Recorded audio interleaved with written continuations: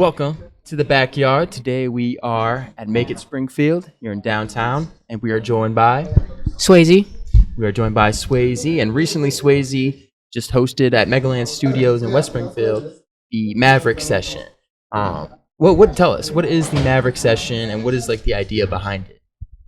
So the Maverick Session is an event that I aim to curate at least once a year during the fall in November, and it's basically just an artist showcase of emerging talent, primarily from Springfield, because that's where I'm based, and surrounding cities too, like Hartford, surrounding regions, but primarily emerging artists in Springfield, and getting creatives in one space to really like enjoy a safe night out, have fun, get some inspiration, maybe connect and network.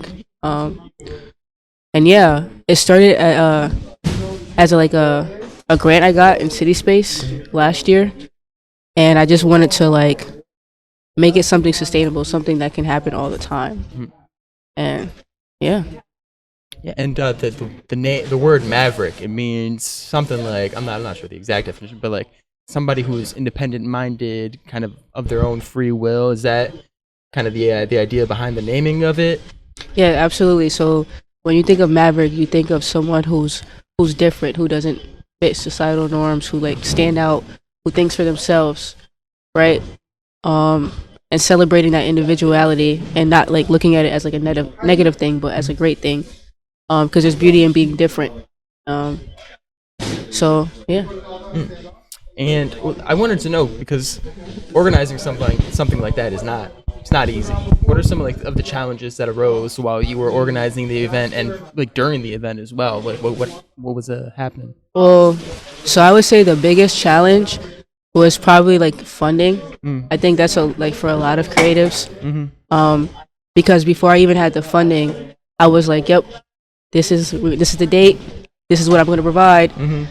This is my budget." I had no funding. Gratefully, I got like a grant to fund it, but the hardest part was like applying for those grants, finding the right sponsors, the right donors, the right partners. And speaking of partners, deciding which artists I could reach out to, or what vendors I could reach out to, or even where to have the event space, because all that is important. Who you partner with, and their values and their morals and what they're aligned with as well. So just making sure I was collabing with the right people. That includes being respectful, being like punctual, communication, all that stuff.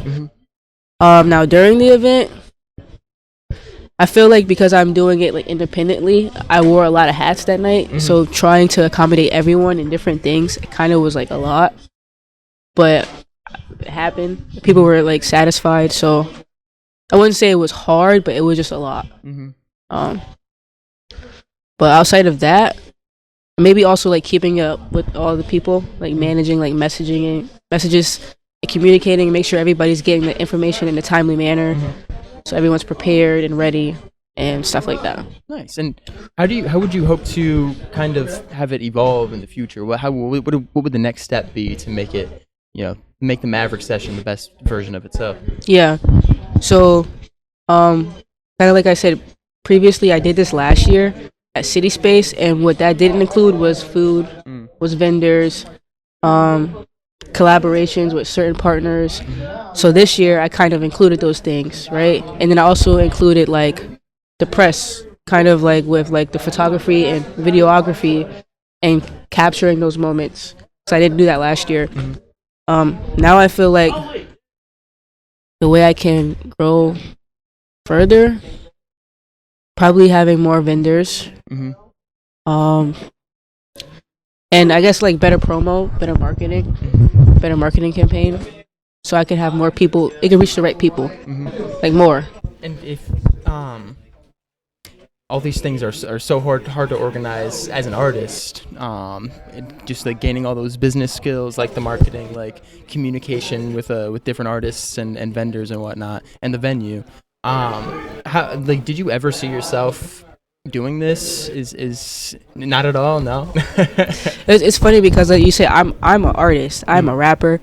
Sometimes I be producing, and I feel like a lot of times, creatives, they get into their hobbies or they get in the industry and then just artists. But like, it's cool to be creative, but you also have that you have to have that business mindset as well. Knowing how to distribute your music, knowing how to maintain your masters and your ownerships of your music, knowing how to track your expenses and also your income, so you're sustainable. You're not just spending money. Like, you're knowing what you're making and how you can grow in certain areas, and budgeting, knowing how much you're spending on a music video, stuff like that. So I just was just making music, and I got an opportunity.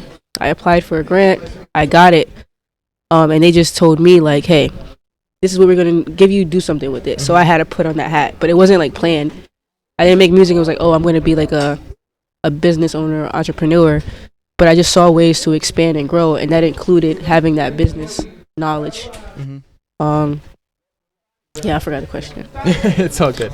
We'll move on. What do you think what do you hope for people in the community to get out of these events that you host? Yeah, so I feel like I could do a really good job of getting the right people in the right room and having a great experience. What I want people to take away is the opportunities that I provide. Like, if there's slots to perform, if there's someone in the room that you can connect with and share resources or collaborate with, I want them to take advantage, because I can create those opportunities, but once you're there, you gotta utilize them. Yeah. But that's what I want for artists to make the right connections and hopefully grow as artists and expand. Yeah. And moving on from the Maverick Session, let's talk about you. How did you really start to like realize that your creative potential? What brought you to becoming an artist? Well, I kind of always liked music growing up. Like, I was in a church, I was in the choir. I sung a little bit, and then like kind of like during those rehearsals, I would be like hyper focused on the drummers and the guitarists and the pianists. I'm like, wow, like that's so cool. Like, I just kind of was just captivated. I didn't know what that meant until I got to like middle school, and I started listening to hip hop music like J. Cole, Kendrick Lamar. I was like, oh, okay, I kind of like hip hop. Then when I got to college, I met some cool friends, and they would go to the library. There was a studio there for free for the students, and they would record music. So I was like, hey, I want to go.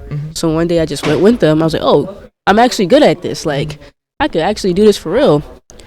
So from there, I just started rapping, and I also like was like in band too and played instruments, but the rapping, saw my friends doing it, and I was like, I'm gonna try it. I tried it. They said I was good. I was like, okay, cool.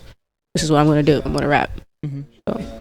We talked about challenges hosting and organizing the Maverick Session, but what are some challenges that you have faced in your life just being an artist? Kind of like a lot of self-doubt, because I know like things happen, and I accomplish certain things, or people see certain things or give me opportunities, but like in the process, it's just like, am I good enough to do this? Like, am I the person that can do this? So like kind of beating that self-doubt and the limitations that were placed on me, but that were placed on myself and others, because others were also like, you can't rap, or you can't do this, or you have to be this way. And then I'm also like a black gay woman with like that's masculine presenting, so yeah. And a lot of these spaces, people didn't want me there. Yeah. So that kind of also was like motivation as well, though, to be the underdog. Yeah, to like go against like the standards, and I feel like that is standard, like that self-doubt for any artist. I think me, for example, I'm a visual artist, and whenever I'm working through a piece, I'm constantly doubting myself. Like what are some things you find yourself saying to yourself when those doubts arise? A lot of times I'd be like, oh, this is hard. This is hard. I don't want to do it. I want to quit. Or this is too much. It's overwhelming. I want to quit.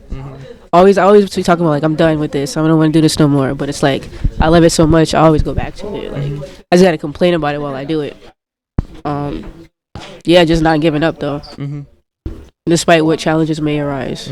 There's always something that you can't control. Yeah. So. It's always gonna be something. And what do you do to kind of get yourself out of that? Is it just that you just keep pushing on, you just keep moving forward, or do you find yourself like stuck in those ruts a lot, where it gets kind of hard to get out of?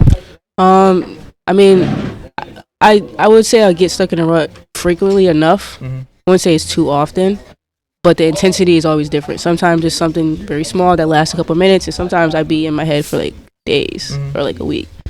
But like kind of stepping back, resting. Like I go to the gym, and that's where I lock in and turn all that frustration or pain into like strength, quite literally.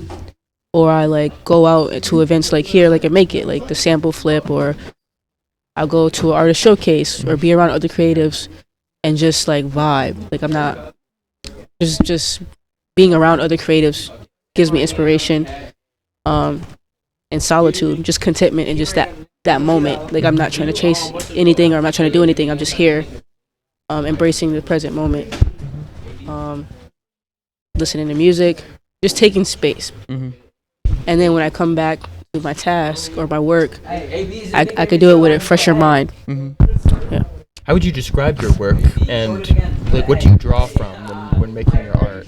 Like what experiences? Yeah, I draw from just like personal experience of relationships, whether that's romantically, friendships, familial, family, just my everyday experiences with the world. Because every day I feel like I'd be going through something, or just like experiencing something that someone else probably can relate to, but not too many. Like I be feeling like I'm the only one sometimes, like I'm alone. I don't want to sound kind of like, but those experiences.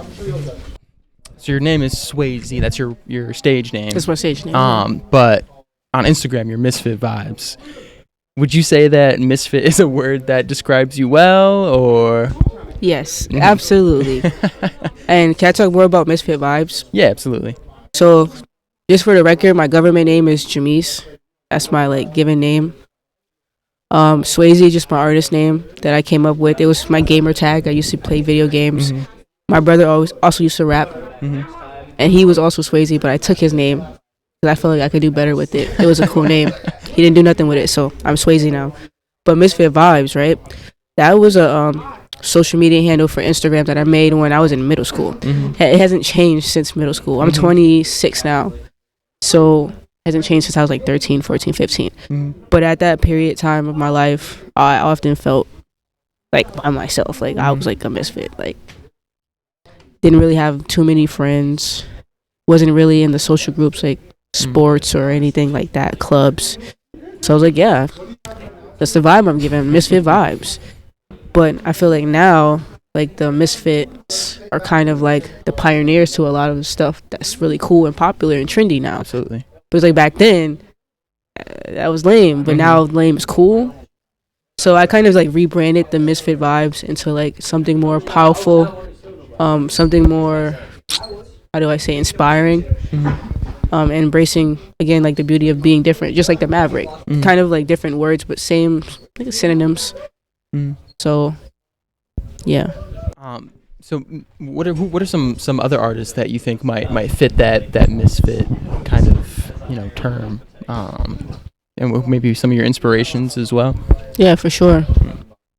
So like one of my favorite rappers that made me like hip hop was J. Cole, Kendrick Lamar. I wouldn't say they're necessarily misfits, just kind of my inspiration for like rap. But the one rapper that was like, I saw him, I was like, I want to do that. I want to be like him. His name is JID, and he's signed by J. Cole on his label Dreamville. But he just gave me that I don't give a fuck about fitting in. This is where I'm from. I'm from East Atlanta. It kind of get gritty around here, but I'm also intelligent. I'm also pro-black, and I can do really good things despite where I've come from. And then there's Kenny Mason, also an Atlanta rapper. And his music is infused with kind of like rap, alternative pop and hip hop, which I thought was like, rock, and alternative music and hip hop. But like in hip hop, you don't really see those combinations. So I felt it gave very much misfit. Yeah, JID and Kenny Mason. Long story short, those two. There was this one track that you put. I don't know how recently it was, but It was the track itself is based on Once Upon a Time by IDK and Denzel Curry. But you called it Twice Upon a Time. Why that track? Why did you choose to rap over that? Yeah. In particular. So kind of like how I mentioned earlier about I saw my homies doing the rapping and I was like, I want to be like that. There was 3 of them. With myself included, it's 4. Mm-hmm. And we kind of called ourselves a collective called KUA, which stands for Keep Us Alive. Mm-hmm. And it's kind of like the meaning behind that was just like put your energy into your creative endeavors, into music, and keep going. Don't give up. You know what I mean? So yeah, one of the members was one of my friends. He really liked that song. He was like, "Yo, I feel like we should remix this track." I was like, "Cool." It was no really like strategy behind calling it Twice Upon a Time. It was just once, twice, like, and there's 2 of us, and that was it. And what was ironic about that is like I helped curate an event in Boston the following year. It's called GrindCon. It's like a business conference, and IDK was like the prime headliner. And he came to talk to us, and I was like, that was kind of like a full circle moment because like I literally covered your song, and then I get to see you in person, so and cool. I get to hear your mixtape and like connect with you, and I was just like, wow. That's fire. Yeah, I saw that one Instagram post, and he was just sitting there with the mic in his hand. I was like, wait a minute. Yeah. Is that IDK? Yes.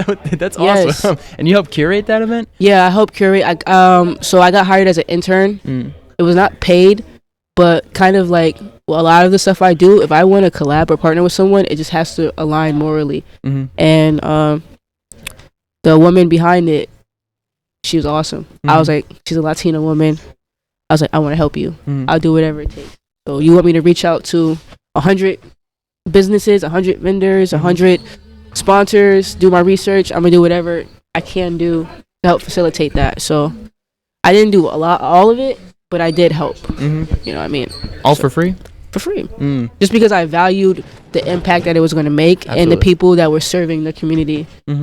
Like, because we all can't do it by ourselves. I know I can't. So I saw an opportunity to help. So I helped. Nice. It's not like I didn't get anything out of it. Like I got connections, I got a platform, you know what I mean? So, but that's not why I did it. What are some things that have helped you kind of break into these kind of circles and networks? Is it just knowing the right people, or are you putting yourself out there a lot? Yeah, I think a lot of it just putting yourself out there. Because a lot of people saying community this, community that, but we don't ever see you in the community.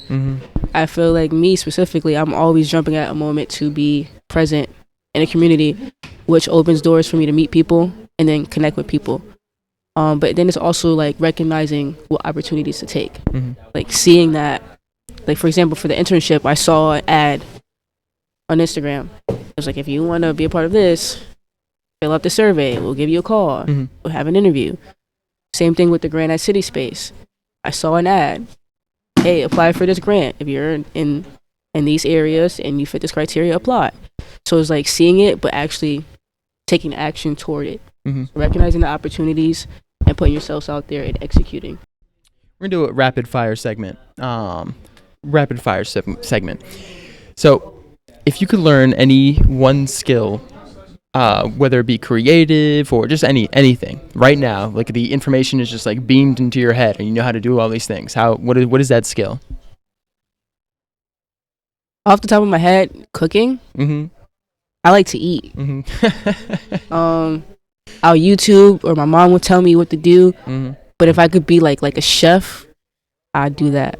Just like because I like to eat. It's personal, like make good food for myself. Absolutely.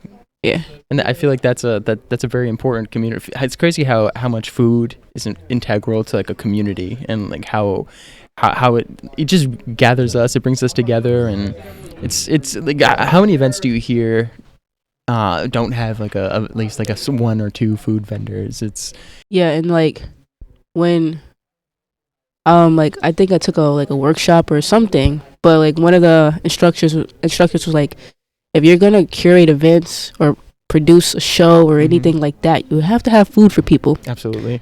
1, it shows that you care about them enough. And 2, you don't want to work around people that are hungry, cranky. Feed the people. You don't have nothing, have food. Literally. Yeah. What is your guilty pleasure?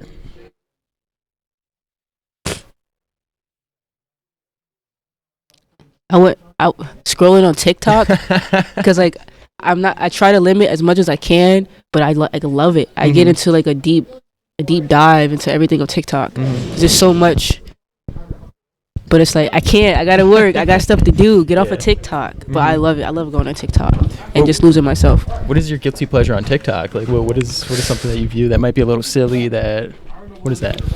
I wouldn't say it's silly. It's kind of boring, actually.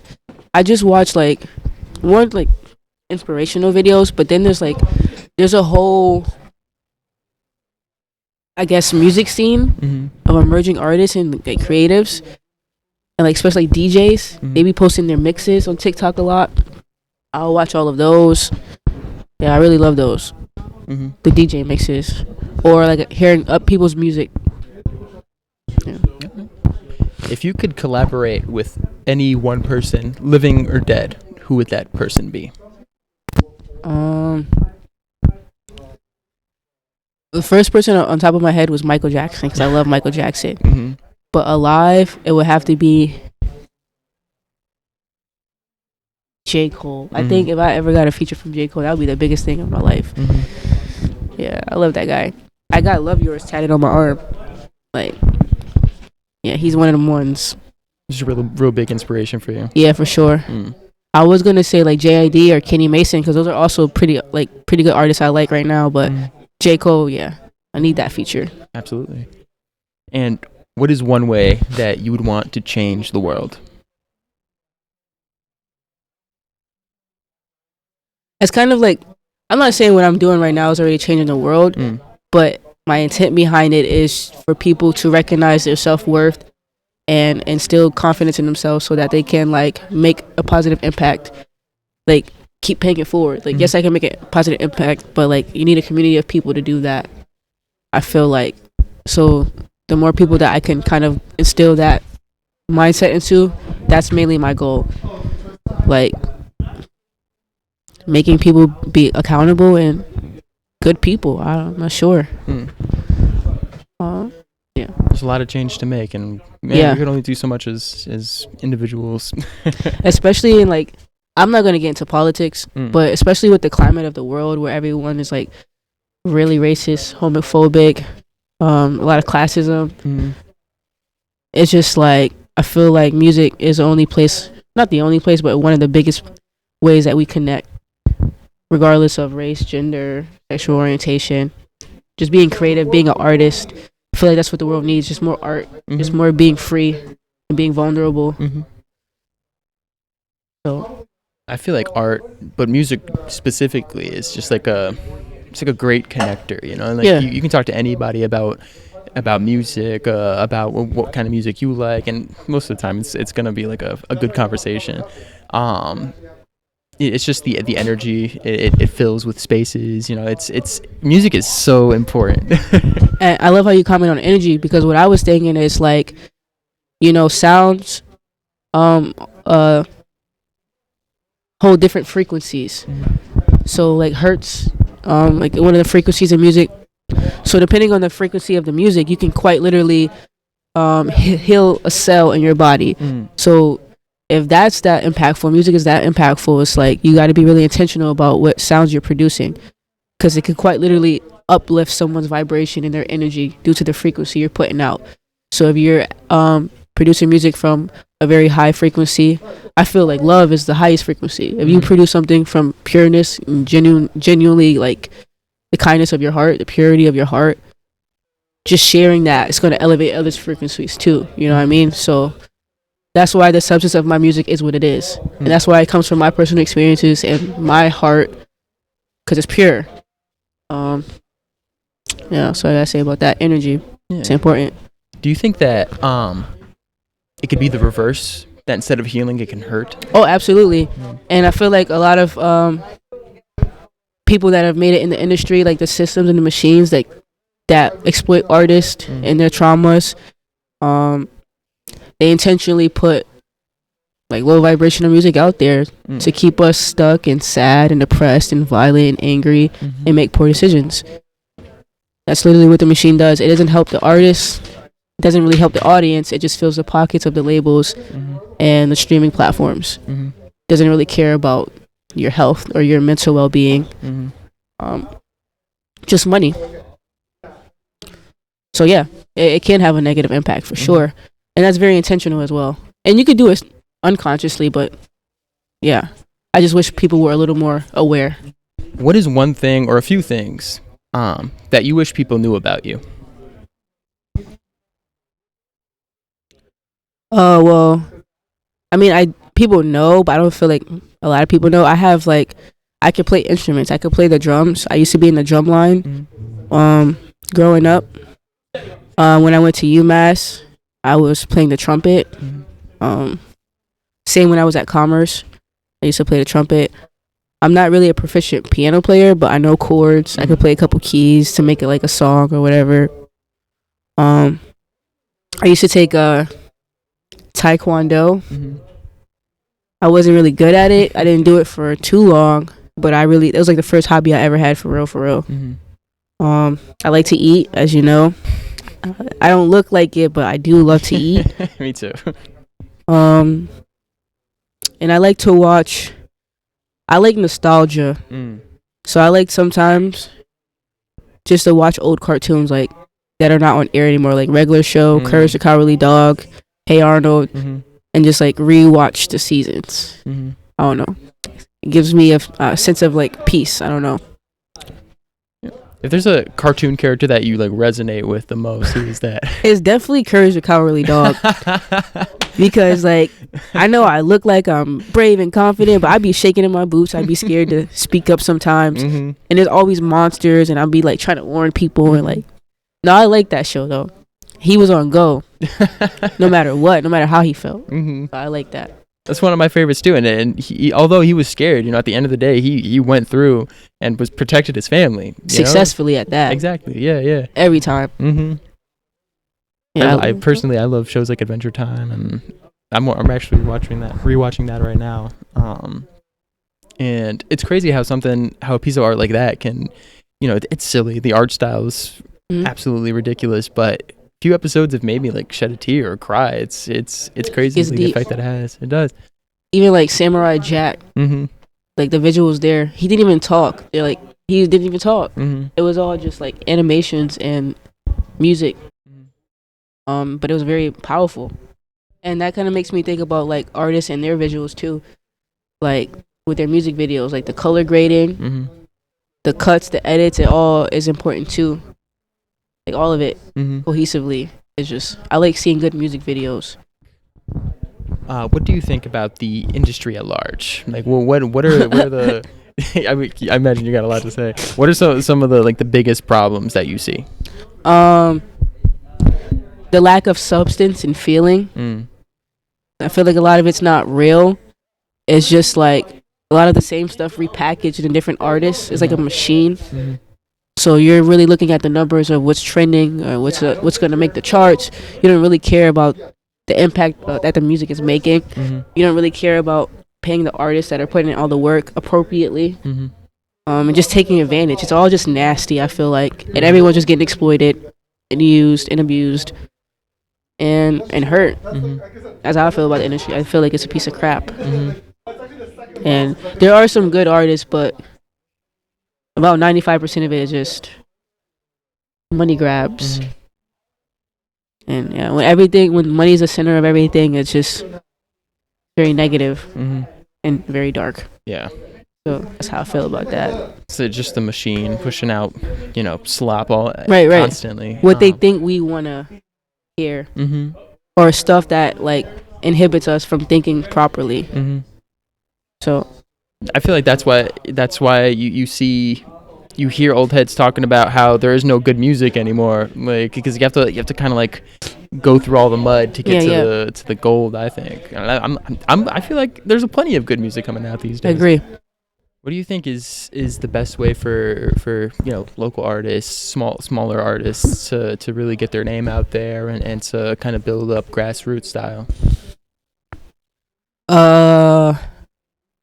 I would say, again, show up in the community, because that's where you're going to really find the right people to help bring your like vision of life. Like if you go to this event, you might run into a photographer. you might run into a videographer. And if you're a rapper like me, you need those things. You need good headshots. You need good quality photos of yourself. You need good cinematic visuals. You might run into a party promoter. You need places to perform. So going out there and talking to people and recognizing the right people for the job, though. Just because it's a photographer doesn't mean you should necessarily collab with them. But like have a conversation with them, see if the vibe is right, if you guys align, and yeah, just be present. And then always like, I don't want to get into like the whole art always has to be monetized or be for profit, but like always push your content out there. Don't be holding on to stuff. Don't be scared to let it go. But also the biggest one is to know your worth and protect yourself. So know your value, know when you're being exploited or when you're giving more than you're receiving, and also protect yourself. Like if it's something that you know is a great idea, don't necessarily post it because someone can copy that and you didn't copyright it, you didn't patent it, and now your work is gone. I've put out beats. That's why I don't put out beats now. I put out beats on my Instagram, and I've heard someone use my sample on like a big song. And I'm like, hold on, there's no way that you had that same idea like I did. Like you must have heard my work.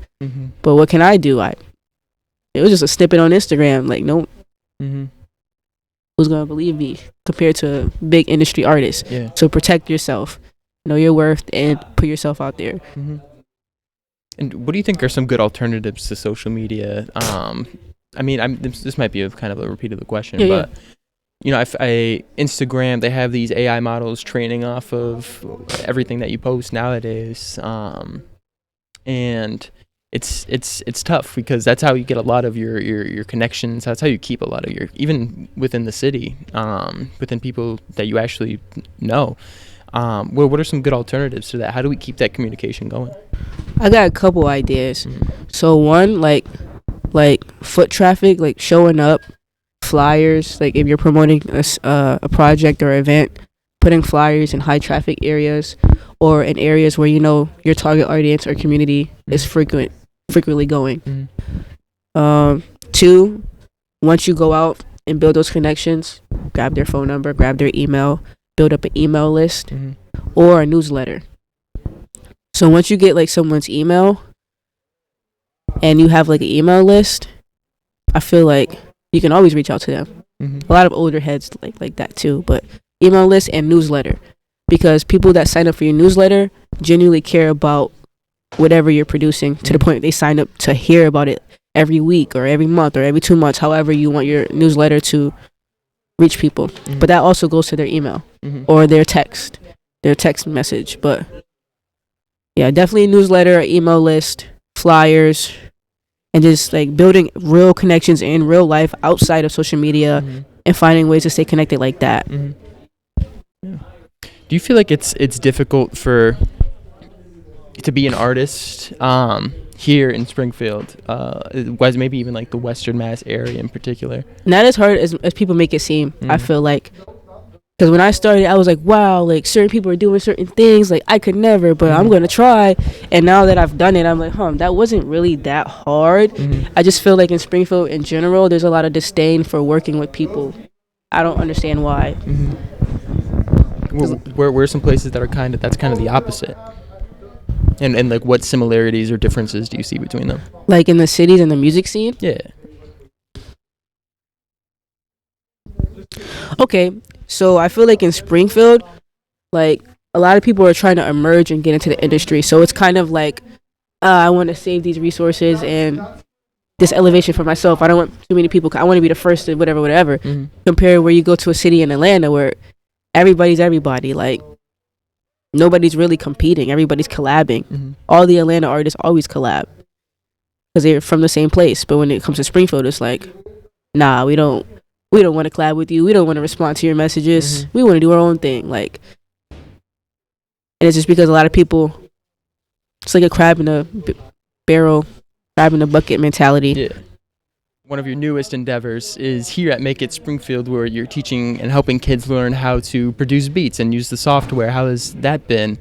Yeah, so I was given the opportunity by Jamila, and I'm just grateful to be a part of something so important and impactful. But we work with kids ages 13 all the way up to 20, so teens and young adults.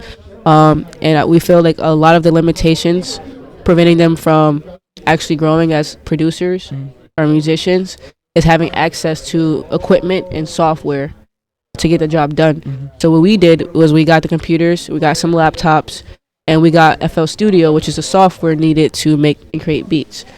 So, and all that is free. So as long as they come on Tuesdays during the designated times, or anytime, they can really stop by and just say, I want to use it. And utilize the software and close that gap of lack of access. And then you also have Truck Julius, who has actual MPCs, and DJ Giannis, who have actual MPCs and drum machines, which is another way to produce beats. So you can either do it on the laptop, do something like FL Studio, Fruity Loops, or you could use an actual MPC and a beat machine to make beats. So there's variety in the way you can make beats, but specifically on Tuesdays, you have myself, you have Slick, Truck Julius, DJ Giannis. You have all these important creators in Springfield teaching the kids how to produce. So not only are we giving them access to the equipment for free, but we're also teaching them how to hone in on their skills. So my approach specifically is just letting them create, seeing what they could do, and then kind of stepping in and saying like, oh, you could tweak this, or it could be easier for your workflow if you do like this. Or you want to do this, but you don't know how, let me show you and work from there. But also not like being on their back, still giving them free space just to be creative. So it's not pressure. It's like a free flowing thing. And yeah, it's very awesome. I met some cool kids. I've heard some cool stories, and I just hope we can make a long lasting impact. Yeah, that's awesome. What are some highlights that have come out of that experience? Just meeting the kids and just being a mentor, because apparently people really value what we have to say. So when you're in those positions where people really like look up to you, you have to be very intentional about how you behave and how you speak and how you show up. So being mindful of that, so I can nurture them in the way they deserve. They should be nurtured. And then seeing their progress, like, oh, I just showed you how to do this and you did it, and like you're happy about what you produced. You're confident. You're looking forward to the next session. Those are some things I'm proud of. The people I've met, people I've helped, and then seeing them, the final creation. And we're also trying to make like a showcase. So everybody that made a beat, showcase your beats. Yeah. And this is just a pilot, so it's only gonna get better. Yeah. Do you feel like that's ever a lot of pressure? Kind of like just because when you're around them, you have to really think about how you're interacting with them and how you carry yourself. Is that a lot of pressure? Like does that make you anxious at all ever? I mean, I find like what with me, because again, like you asked about like the show, how did I get into doing shows and doing all these other things business wise, and I'm just a rapper. So stemming from that, I'm not gonna get too religious, but I'm a believer in faith and God and spirit and being spiritual, and a lot of my calling is just to be aligned and help the right people. So I never know what I'm supposed to be doing. I just know it's important, and I'm supposed to help the future generation of leaders. That's it. It's very general, very broad. So sometimes opportunities like this present themselves, and I'm not necessarily prepared or expecting it, but it's like, oh, so this is what I'm supposed to do next? Bet. Let me take that assignment and let me do it the best I can do. Because clearly I've been the one, I won't say ordained, but put in the position to do this because people feel that I'm the right person for the job. So it's just kind of like recognizing that, because I'm trying to like, sometimes I don't feel like, I'm like, why you want me to do it? Like, who am I? But then people will reinforce and instill confidence in me, like, no, you are this person, we need you to show up in these ways. So I'm like, that feedback from my peers and that praise from my peers kind of really boosts my confidence, so I could step more into my role. I wouldn't say, again, it's necessarily hard. Do you get a little anxious or get a little nervous because I don't want to mess up? But I know what I'm supposed to do, so I just try my best. As long as I try my best, I feel like I will do some good stuff. So it's I'm not really losing, or doing anything wrong per se. Seems like you're really living in your purpose, and just like seeing what comes, but still really doing what you think you really need to be doing. Right. And you feel like a lot of good has come from that. Absolutely. like just being here and make it. And that like that class, I feel like is probably the most biggest thing I've done. I've done shows, I've done clothes, I've done a bunch of shit, bunch of stuff, but like helping kids learn how to produce beats. Because I know for me, my biggest obstacle was like, oh, I don't even have a laptop. I don't even know how to use the software, and I didn't have all these stuff, and now I could just give it to people for free in the city of Springfield to the people who need it. Like that's like what? That's not what I thought I would be doing, but I'm just grateful that like I'm in that position. Like, all right. Well, wrapping it up, what do you think? What do you think is next for you? definitely the clothes. I don't know if you peep Misfit Vibes Apparel. Kind of branching out as an artist and creative. I want to have something a little more sustainable because sometimes it's hard with music and streams and performing. You don't really get paid that much. But having clothes, the streetwear vibe, having it at hip hop events because I'm an artist, wearing it myself as an artist, having other artists wear it, and just like making money passively. Because I'm no designer, I'm no graphic artist. I have a vision. I try to find the right people to execute it and go from there. But I feel like through this December and the next year, I'm really going to be really pushing my brand. And then I'll go back to the music. So just mentoring. But yeah, for next is just definitely the clothes. Definitely the brand. Keep an eye out for the Misfit Vibes. Misfit Vibes Apparel. Absolutely. Sure. Looks amazing. Appreciate you. And what are some words that you would wanna leave for the people at home? Should I look at the camera when I say it? Absolutely. Let them okay. Know. So some words that Swazy's gonna leave for you guys at home is to believe in yourself. Forget the haters, forget the doubters. I know sometimes life be lifing, things get hard, but keep your head up. Know that you're powerful and the world needs whatever you have to provide to it, whether that be a conversation, a piece of art, or just your presence. Like the world needs what you have to offer. So believe in yourself, keep going, and there's really nothing you cannot do. You can literally do anything. It starts with your mind and what you think. That'll turn into words and then actions, and then look up one day and you have everything you desire. So just keep working. Yeah. That's what Swazy has to say. That's what I got to say.